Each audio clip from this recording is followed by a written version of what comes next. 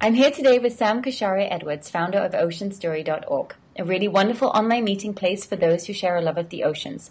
We're going to talk today about a very special boat, a former racing yacht that's being transformed into the Ocean Story boat. Sam, tell us a little bit about what exactly this boat is and what is her mission. Hi. Hello. Okay, the Ocean Story boat, she's an ex-Whitbread racing yacht that I had intended to buy for business purposes as a charter boat. But after having done a long journey with her, I was inspired to do something instead for the oceans.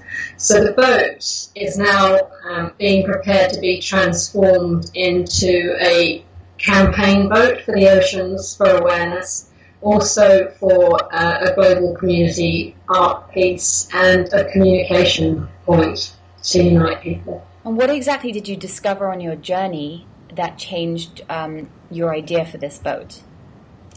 Well, we started off in the Caribbean and went through the Panama Canal and then across the Pacific towards Australia and stopping along a lot of different cultures and islands along the way. And it was absolutely stunningly beautiful, but it was also awful in terms of what we experienced in the oceans. The oceans were way too empty of sea life and way too full of filth and pollution to a shocking level. And none of us had any idea before we set off that we would be seeing plastics, for meters and meters and meters and meters of plastics before you could get to a beach on an island that from a distance had looked like paradise. It was really quite shocking. And also we experienced a lot of devastation to island cultures from what was happening as well. A lot of unrepresented voices. And how, I know you have a mosaic that you're creating for the Ocean Story boat. What exactly does that mean, and how can parents and children get involved in creating this? Okay. Well, the trademark of the boat, her name was Crichton's Naturally, is that she was bright yellow when she was a Whitbread racer. Even her mast was yellow. And we're going to keep her appearance as a main feature talking point, that when people see it they stop and look and want to know more and hopefully will be attracted to come and find out what she's there for. So this time we want to create a design that is made up of messages and art and photographs and songs and poems from people all the way around the world, all different ages, all different cultures, all different languages.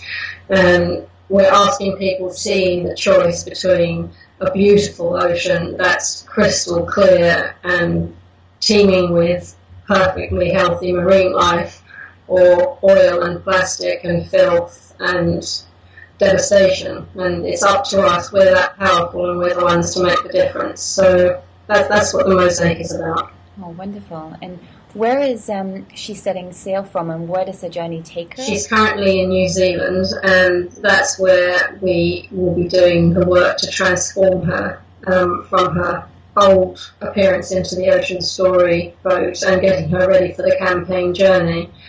And then most likely her first journeys will be back to the Pacific. The other side of Ocean Story is that she's not going to be a boat that just goes on a campaign giving people the horrors of the ocean, but she's there to inspire people. So our policy for education is to reach people through projects of beauty, through stories that are inspiring, through art, through celebration, and through storytelling. And you're also introducing a program into schools, I believe, around the world? Yes. Well, we're in the process of developing the Beautiful Wavemaker campaign, which will have education modules that are, again, based in storytelling and art and creativity that give children the understanding, young people the understanding that they're born with a gift that's very powerful, and that is the gift of being able to make waves in all aspects of their lives, spiritually, emotionally, mentally and physically, and that the choices that they make ultimately will set the conditions of their oceans. and to start leading them towards making a choice to be beautiful wave makers and not toxic ones. And what are some practical examples of how we can not make toxic waves and make beautiful ones instead? Well, it's a very, very long list, and a lot of it would overlap perhaps with what other environmental campaigns would tell you, whether it was for the rainforests or carbon emissions. But I think a very, very simple place to start, and anyone can start it, is just plastics inventory in your own home.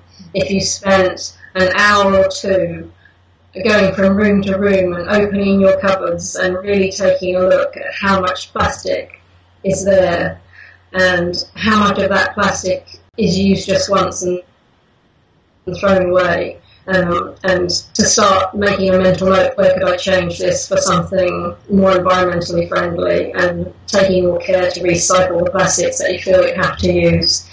That alone is a huge, huge starting point. Plastic bags, and even those little things you clean your ears out with, those cotton buds with plastic sticks in them, don't throw them down the toilet system. But it's everywhere, so sort of open your eyes and really take a look. Okay, thank you so much, Sam, for sharing all of this with us. And for those of you who want to know more about the Ocean Storyboat, please go to oceanstory.org. Thank you so much, Sam, for being here. Thank you. Thank you, Annabel.